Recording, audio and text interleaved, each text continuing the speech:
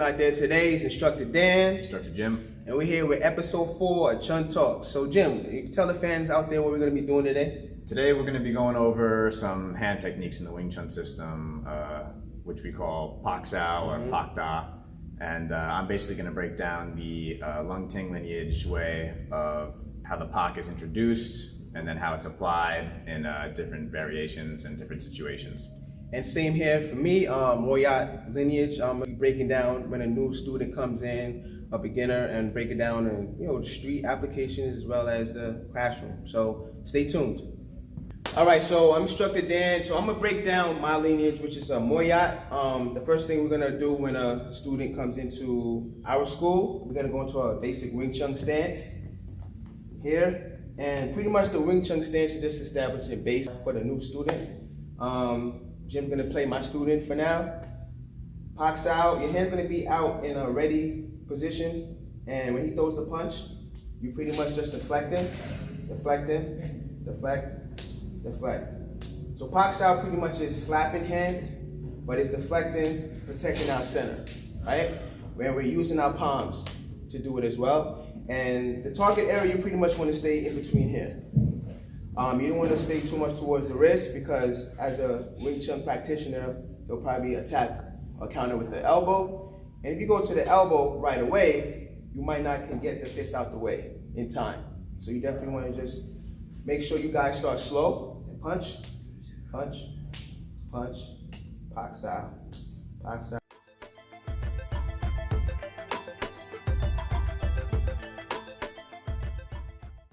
So after we focus on the hands doing the Pak Sao in the first drill, the progression we will do is probably switch stances. It will be here, I'll be in my ready stance, out, and you have your hands out. And from here, throw the punch, Pak Sao, Pak Sao, Pak Sao, Pak Sao, Pak Sao, Pak Sao. And we stop here, and then we switch stance. And again. So this right here, this is the beginning drills for a new beginner just walking into the school. You're just developing speed, reaction time, and balance.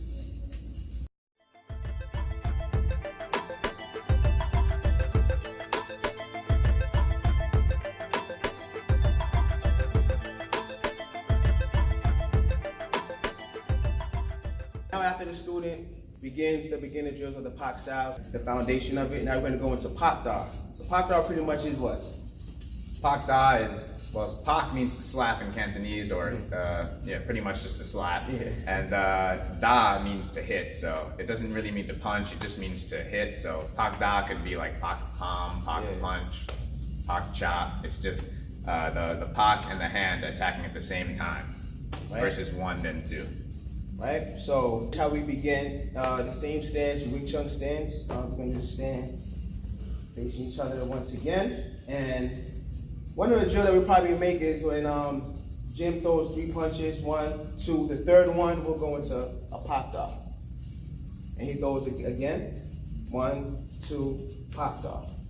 So Pak Da, you want to make sure that these both hands are not here together, because you got to see what hand are you hitting with.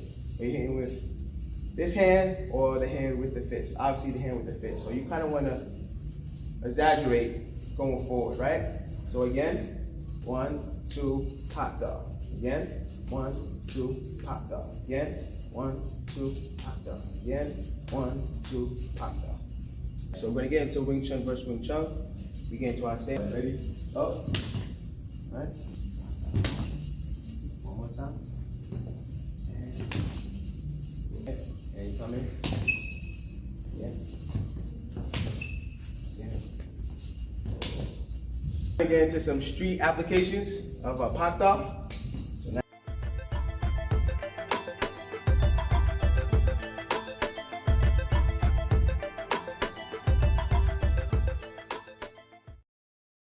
now we're going to go on to Instructor Jim.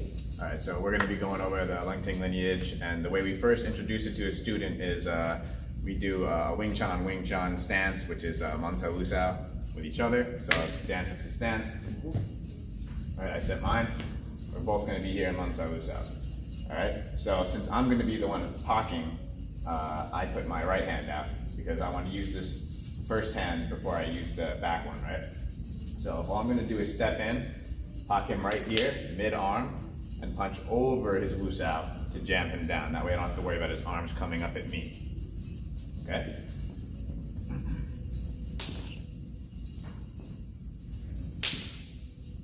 And what the student is doing on the receiving end is he's sending his hands out, practicing sending his hands forward, and then when he feels the arms make contact, he's relaxing his arms. That way he's starting to relax and not be rigid.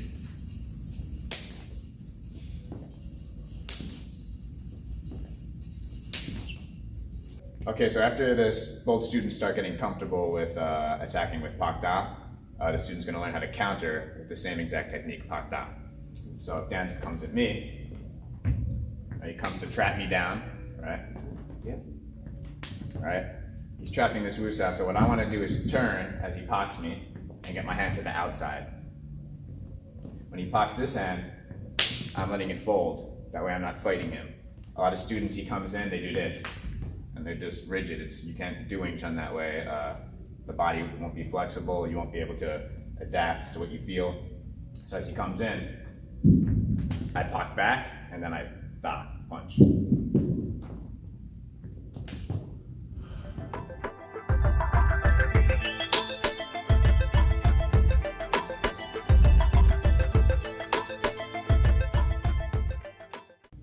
So basically that's the way that the Lungting lineage introduces to students in the beginning, right, after they get basic footwork down. It's traditionally taught in Mansa Wusao, that way it's Wing Chun on Wing Chun. The Mansa Wusao is teaching you how to keep a strong, tight center, guard yourself. And the attacker with the Pak Sao is showing you how to bridge a center that's strong in order to attack in a way that's safe for you. So after you get the Wing Chun out of the way, you want to apply it on some type of other style, street fighter, boxer, it could be whatever, it could be drunken brawler, right? So what's gonna happen is, now we're not gonna both be like this anymore. We're both gonna be in a ready position, okay? So Dan's here in a ready position, what he's gonna do is, he could actually step forward as to engage me without even punching. As he steps forward, I can pock him before the punch even comes. Or he can punch, and as he punches, I receive it and do the same thing, but I'm always moving forward. So Dan's gonna come at me, I'm gonna follow up, right? And obviously he's not gonna stand there, so after I follow up, he's gonna throw some kind of other attack. In Wing Chun, you're flexible, so you can adapt to any kind of change, right? That's why we're not rigid. So all I'm gonna do is continue with my assault, but I have to be aware of anything else that may come. It could be a tackle, it could be a hook punch, it could be a clinch, it could be anything. So what you do is you drill these things in Chi Sao and Wing Chun drills. So Dan's gonna come at me, I'm gonna follow up, and then see, I adapt right away. I expect it to come, I'm aware of it. Another follow-up you can do from here is, if he's a Wing Chun guy, I have to worry about forward pressure. If I just drop my hand to punch him, he's gonna punch me. So I gotta get this out of the way. I use Pak Sao again, this is a different kind of Pak. This is an indoor Pak, we call it, because it's on the inside of the arm. He's here, I Pak, I punch. Then from there, I can continue with my assault, right? Strong punches, turning up the waist. So obviously if I felt the pressure of the inside hand, right? I feel pressure, I would pocket out of the way and hit, and then I would follow up. So if he manages to give me the same attack and there's no pressure, I would follow up in a different way. You don't need a Pak Sao because there's something coming at you, right? So he comes at me, right? I can just go forward with this hand. This hand's not gonna hit me. Probably gonna drop, or he's already trying to load it up for a second strike.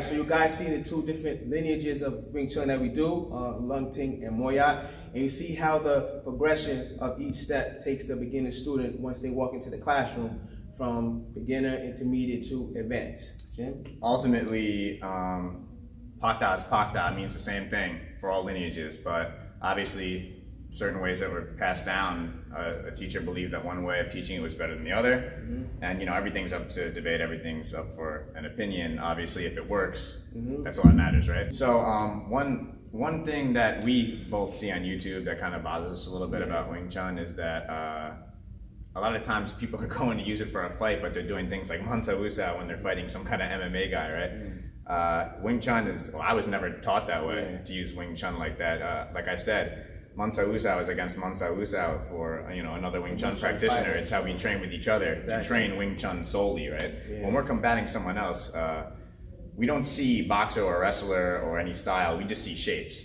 So when I see a linear shape, I match the linear shape. When I see a wider shape, I'm matching the wider shape, right? This is how Wing Chun goes, it adapts, right? And it reacts accordingly. So I'm not going to be chain punching a guy with a wide stance who's throwing punches like this, right? I'm going to obviously try and match the angles, beat the angles, and attack in a way that's gonna work in that situation. So yeah, I mean, chain punching is a very beginner to intermediate type punch, but Wing Chun has so many more punches, and a lot of people are not aware of that. A lot of open hand strikes, the elbows, maybe have knees and stuff like that. It technically has the most strikes out of any system because we are coming from all angles, right? We don't just have, basic angles. We have wherever my hand is. If he threw a hook punch at me, right, and I blocked it, I can attack from this angle, right? Because the situation called for it. Right? Obviously, if he was a Wing Chun guy, like I said before, he would hit me. So I have to feel whether the pressure's there or not. That's impossible, right? It's not. You got to just do chi sao, right? It's not impossible, I'm telling you. Right? Just practice chi sao, you learn how to feel. You'll know right away if there's pressure there or not, and you have to respond accordingly. All right, so you guys, this is our show, Chun Talks 4. Make sure you guys subscribe, Lithium-Tiger. Go back and watch episodes 1, 2, and 3, and